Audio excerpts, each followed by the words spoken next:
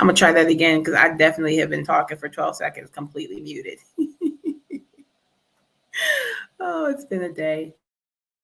Hi, y'all. So let's try this again. Welcome to Power Hour, PI Power Hour. Plan, implement, execute your action steps for the week, helping you get ready for the week so you get closer to your goals. This is Maya Lynn, and I'm the founder of W.O.M.B Women Owned Minority Businesses. It's October 8th. It is fourth quarter.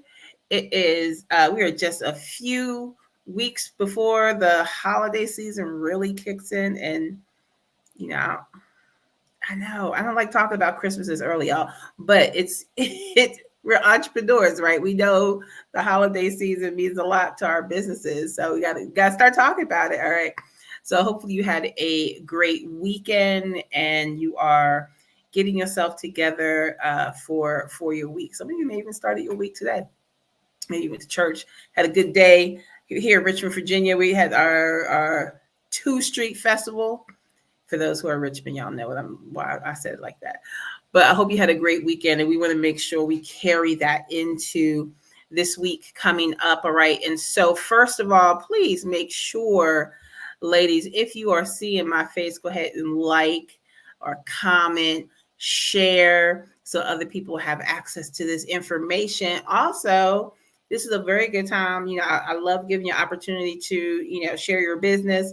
So feel free to put your link in for your Facebook page or your website or wherever you would like for us to connect with you. Feel free to put that in the comments, but also let us know where you're tuning in from. All right. So don't just put the link and don't tell us where you're from, because not going to do any good. We got folks from all over the country that look at this. All right. So make sure you also let us know where you are from. All right. And so, of course, being Sunday, this is your chance to take about an hour. I like coming on at 8 o'clock. I don't know about y'all, but at the end of the day on Sunday, it's usually the quietest moment of the week, right? Where you can kind of just stop for a little while, think about what you need to get done this week, look at where you are when it comes to your milestones for the month of October, your goals for fourth quarter, your long-term goals for the year. So you want to make sure that you are staying on track with those things. Of course, you need to make sure you are writing those things down. Please don't just try to keep it in your head. Don't just try to be like, okay, this I got to do A, B, X, Z. Put it down. So if you do not have a planner to write your stuff down, go ahead and download your weekly planner. The link is on the screen, but it's also in the description. Just go ahead and download that so you have a place to write down your steps for the week, right? And so we talked a little bit about this last week, looking at your long-term vision and making sure that you have your steps that are building up to it, right? So your long-term vision, that thing that you want to be able to do for yourself the next 5, 10 plus years, do for yourself, your family, your community, everything has to be aligned with that. So you want to make sure that the goals that you're setting for the year, for the quarter, are completely aligned with your vision. And now that we're kind of in the weeds of the planning process, you want to make sure that the steps that you take this week will bring you closer to those milestones that you've already set for yourself for the quarter, right? Because we did that last week, right? We're going into week 2. So last week we said 13 weeks in a quarter. Your first week is for planning, and now we're getting into week 2. So hopefully you have done all the planning. You're all set. Your plan is ready to go for the quarter. If not even before, even before last week would have been even better. But hopefully you're all set. And so now week 2, you're moving into those action steps. All right. So a couple things I want you to keep in mind for the goals that you've set for yourself, the milestones that you've set for yourself for the month of October, right? So if you're writing stuff down, strategies for setting and achieving your business goals. There's 3 things that I want you to keep in mind as you are looking at the things that you're going to be writing down tonight for your action steps towards for your goals for the week. All right. So first of all, number 1, clear and actionable business objectives. What do I mean by that? SMART goals, if you're familiar with that term. They have to be very clear. So it's when we look at them from SMART goals, it's, that S is specific. You understand exactly what you need to do. It can't be vague. It cannot be vague, ladies. You make sure you know exactly what you are planning on doing so you can take those steps, right? Make sure they're actionable. So can you actually, so we say they are specific. Can you measure those goals? So if you say, I want to have more customers, that's not measurable. More can be one more customer, right? Maybe your goal is 10 more customers in the month of October.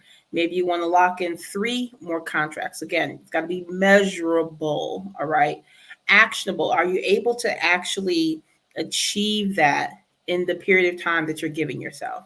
Is it realistic, right? So maybe you have you want to acquire 100 new customers this month, but your systems aren't set up for that. So are your goals realistic for where you are? And so what do you have to do in order to be able to do the things that you wrote down? And so that's why we look at it week by week and not just look at the goal, the big goal by itself. You have to look at the steps that you have to take to actually get there. I like using customers as my example, right? So if your goal this month is to add 10 more clients, right? But you don't really have a strong intake system or a strong onboarding process for any clients that come in. Well, that's something that you have to do. If 10 clients your goal for the, one of your milestones for the month, well, what steps do you need to take to get there? So maybe you have to work on your onboarding system. Maybe you don't have a strong sales funnel to even attract those people, because if you're trying to get 10 customers, that's not just 10 people you need to attract. It's probably more like 100 people that need to get in front of your information. So how are you going to do that? Do you have a coupon that you're putting out? Do you have an email list that you can send the coupon to? Do you have, are you going to be doing Facebook Lives to talk to people? Or do you have a flyer that you're going to be passing out somewhere? Do you have a QR code that you're going to put on your business cards that people can scan? So you have to start looking at the individual steps that you have to take in order to get to that end goal. Just saying you want 10 new clients or 10 new customers, it's not going to get those customers. And if you did not get 10 new clients last month, don't look at trying to do the same thing you did last month. I'm just going to do more of it. Don't just do more of it because it didn't work. You got to pivot. You got to do something a little different. I hate using like tag words like that, pivot, right? You got to pivot. But it's true. You're going to have to do something a little different than you did before in order to get the clients that you're trying to get. All right. So number 2, establish key performance indicators to measure your progress. So KPIs, make sure you have your KPIs in place. So a KPI is something that it is a measurable objective that it's attached to your strategic goals. It's not just because there are indicators and there are key performance indicators. So in order for it to be a key performance indicator, it has to be attached to your strategic plan. It has to be something that is measurable over a certain period of time. It's got to be a data source that you're pulling from. So you want to make sure that you have these KPIs set, and that's something you're constantly looking at. It's not just your KPIs aren't just one goal. It's something you're constantly looking at. So customer, you might have a KPI that deals with customer service. You might have KPIs that deal with sales. You might have KPIs that deal with employees. So looking at what are those indicators that you're going to look at consistently that you can, that are aligned with all the goals that you have for yourself. So making sure that you're clear on what your KPIs are. It's another important step for having being able to achieve the goals that you've set for yourself. And this one, I think, is the most important one for me. All right. You got to change your goals as your business grows. As your business changes and adapts, you have to also adapt your goals as you go, right? So, and we talked a little bit about this last week too. If you are making $5,000 a month in your business now, and you want to make 10,000 in your business, your goal has changed. Your business is evolving. So you're going to have to do things a little bit differently than you did to get to 5,000, right? So as your business is growing and changing, your goals have to change, grow and change with you. Don't, I think that's one thing I don't like about, I'm not crazy about when it comes to vision boards. I need vision boards to be able to move around. I don't want to glue stuff down on the vision board, right? Because sometimes we have a vision board and we think that's how it's going to be for the year. These are the things I need to have done for the year. But your business might change completely during the year, and so your goals will have to shift as well, right? So don't get stuck in a place where you're so fixed on accomplishing a certain goal that you're missing opportunities in your business as your business is evolving. Think about the pandemic. That's probably one of the best examples. We all had a plan. We all had a plan in January of 2020. We all had we knew what we were doing in January 2020. It's a whole new decade, is that right? We were excited January 2020. Baby, March 2020? No, all that changed. Now, I say March because that's when things shut down for us here in Virginia. I know some places it shut down in February, and I know some places didn't shut down to April, but all around the same time, things change in your business. And so you have to be flexible. Businesses that weren't flexible during that time did not survive the pandemic. Period. They just did not survive. Or if they did not have a plan in place that allowed them to have flexibility, if they did not have a plan in place that they can go back and look at and say, okay, wait, this element just changed. So what do we need to change in order to still be able to reach the goals we want to be able to reach? So that if nothing else taught you that you need to be able to adapt and move with your business and with your environment around you, the pandemic was a huge example of how important that is. So I want you to keep those things in mind as you are looking at your action steps for the week, to whatever milestone that you're working towards for the month of October. And if you have not registered yet, we do have our empowered experience this Wednesday.